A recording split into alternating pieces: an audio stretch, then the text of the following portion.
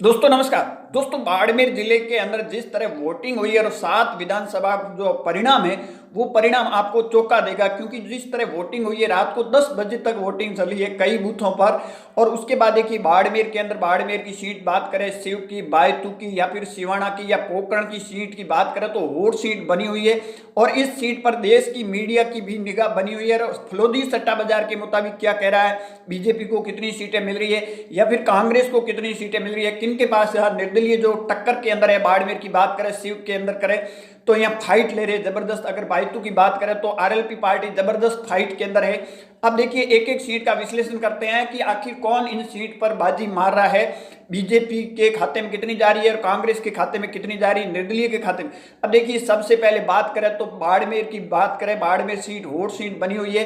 BJP की ही बागी प्रियंका चौधरी है, वो यहाँ जबरदस्त तरीके से कांग्रेस के उम्मीदवार है मेवाराम जैन को जबरदस्त तरीके से फाइट दे रहे। अब देखिए बाड़मेर की विधानसभा की बात करें तो रात को 10 बजे तक वोटिंग चली है बाड़मेर और शिव के अंदर। अगर बात करें तो यहाँ जो बीजेपी का उम्मीदवार है, भारत की इतनी बड़ी पार्टी का अगर उम्मीदवार यहाँ जमानत जब्त हो जाती है तो कहीं ना कहीं ये बीजेपी के लिए भी सोचने वाली बात है। और यहाँ से जो फाइट के अंदर आ रही है वो प्रियंका चौधरी जबरदस्त तरीके से फाइट ले रही है। इस बार मेवाराम को कहीं ना कहीं प्रियंका चौधरी शिकस्त दे सकती है, इस तरह की जानकारी मिली है सूत्रों के अनुसार जो राजनीतिक जानकार है। क्योंकि इस बार देखिए प्रियंका की जब टिकट कटी है उसके बाद प्रियंका के साथ लोग और जुड़ गए। ये सीट कहीं ना कहीं निर्दलीय के खाते में बाड़मेर की सीट जाती हुई दिखाई दे रही है, प्रियंका चौधरी के पक्ष में जा रही है।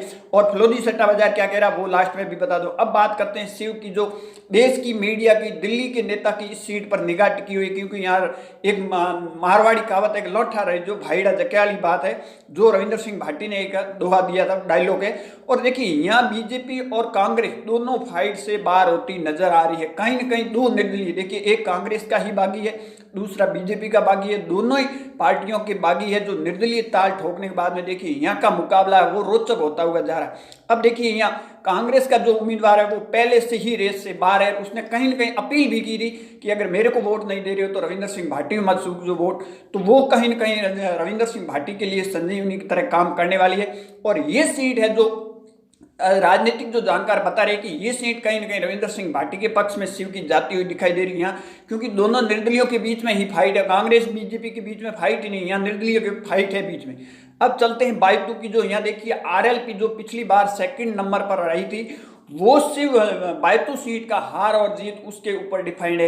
हालांकि देखिए यहाँ फाइट के अंदर पहले बताया जा रहा था हरीश चौधरी के फाइट के अंदर नहीं है, परंतु जिन जिन चुनाव नजदीक आए और अब कांग्रेस की रैली हुई बायतू के अंदर, उसके बाद देखिए हरीश चौधरी भी फाइट के अंदर आ गए। यहाँ त्रिकोणीय मुकाबला है, परंतु यहाँ देखिए कहीं ना कहीं बीजेपी के जो उम्मीदवार है बालाराम भारी पड़ते नजर आ रहे। बालाराम के प्लस पॉइंट ये हो गया कि मेरा पहला और आखिरी चुनाव है, जनता से मैं अपील कर रहा हूँ, वो कहीं ना कहीं जनता के लिए नहीं। ये सीट कहीं ना कहीं बीजेपी के खाते में जाती हुई नजर आ रही है इस तरह की, क्योंकि फाइट के अंदर है वो आरएलपी पार्टी जबरदस्त फाइट के अंदर है, परंतु कहीं ना कहीं बालाराम मूड है वो इस बार भारी पड़ते नजर आ रही है। अब चलते हैं सिवाना की सीट के अंदर। देखिए सिवाना के तीसरी बार हमीर सिंह भाई हैट्रिक मारने वाले हैं, परंतु देखिए यहाँ कहीं ना कहीं कांग्रेस का जो बागी है सुनील परियार ने गेम आउट कर दिया बीजेपी का। अब देखिए कांग्रेस का बागी था और वोट काटे हैं वो हमीर सिंह भाई के काट दिए, बीजेपी के वोटों के अंदर बड़ी सेंधमारी की और उसका फायदा सीधा का सीधा यहाँ मानवेंद्र सिंह को जाता हुआ नजर आ रहा है।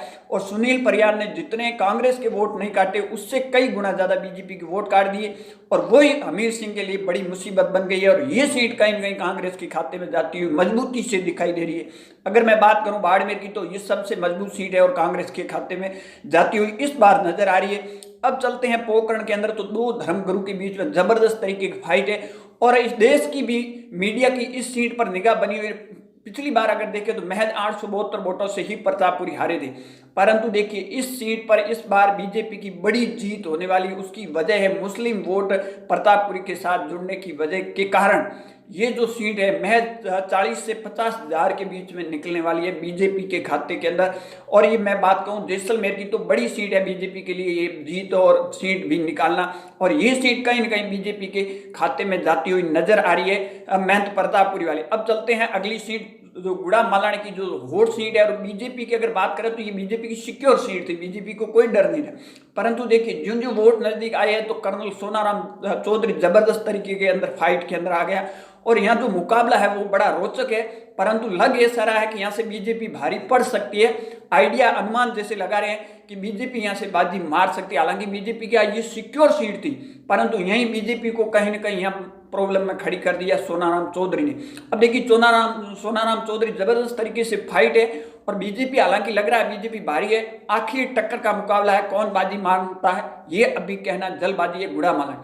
अब चलते हैं, देखिए पचपदरा की बात करें तो आरएलपी उम्मीदवार है थान सिंह डोली, उसी के आधार पर हार और जीत निर्भर कर रही है। देखिए थान सिंह डोली हालांकि जीत तो नहीं रहे हैं, परंतु हार और जीत है वो इसके ऊपर डिफाइन कर रही है। यहाँ जो बीजेपी का उम्मीदवार है उनके वोटों के अंदर बड़ी सेंधमारी की है थान सिंह डोली ने, क्योंकि थान सिंह डोली ने बड़ी सेंधमारी करने की वजह से बीजेपी को यहाँ नुकसान हो रहा है और यहाँ से कांग्रेस भारी पड़ती नजर आ रही है। परंतु कहीं ना कहीं अब देखिए आरएलपी पार्टी ने कितने वोट काटे वो अभी से कहना जल्दबाजी है, परंतु यहाँ से अगर आरएलपी ने बीजेपी के वोटों में बड़ी सेंधमारी की है तो ये बीजेपी के लिए खतरा है और ये सीट कांग्रेस के लिए जा सकती है। परंतु यहाँ भी टक्कर का मुकाबला, अभी कहना जल्दबाजी। आखिर इस पे फलोदी सट्टा बाजार क्या कह रहा है वो मैं यहाँ आपको लास्ट में बता दूंगा। अब यहाँ कहना अभी जल्दबाजी होगा। अब चलते हैं चोटन के अंदर। देखिए चोटन के अंदर भी बीजेपी का ही जो पुराना एमएलए था वो बागी होकर और आरएल पार्टी ज्वाइनिंग करने के बाद में वो चुनाव लड़ रहे हैं। पिछली बार अगर बात करें तो आरएलपी पार्टी 25,000 वोट चोटन से लेके आई, परंतु देखिए यहाँ आरएलपी 25,000 पिछली बार लाई, तो इस बार कितना लाएगी? इस बार आरएलपी ज्यादा ला सकती है, क्योंकि इस बार जो कैंडिडेट आरएलपी का है वो मजबूत कैंडिडेट है और बीजेपी का एमएलए रह चुका है और इस वजह से अब देखिए वो कितना नुकसान करता है। हालांकि आरएलपी का जो कैंडिडेट है वो बीजेपी के वोटों के अंदर सेंधमारी भी कर रहा है और आरएलपी अब यहाँ भी ये बताया ऐसा जा रहा है कि ये सीट बीजेपी के खाते में जा सकती है, इस तरह की जानकारी मिल रही है।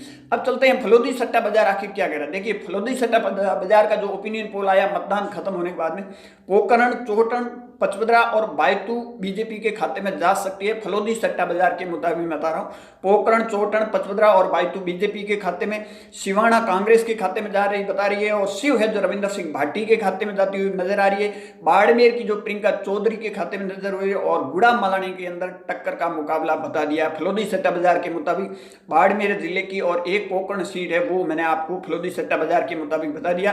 पोकरण, चोटन, पचपदरा, बायतू बीजेपी के खाते में, सिवाना कांग्रेस के खाते में, शिव रविंदर सिंह भाटी के और बाड़मेर प्रियंका चौधरी और गुड़ा मालानी में मुकाबला टक्कर का अभी कहना जल्दबाजी। ये था आज का विश्लेषण। देखते रहिए लकी न्यूज बाड़मेर तक।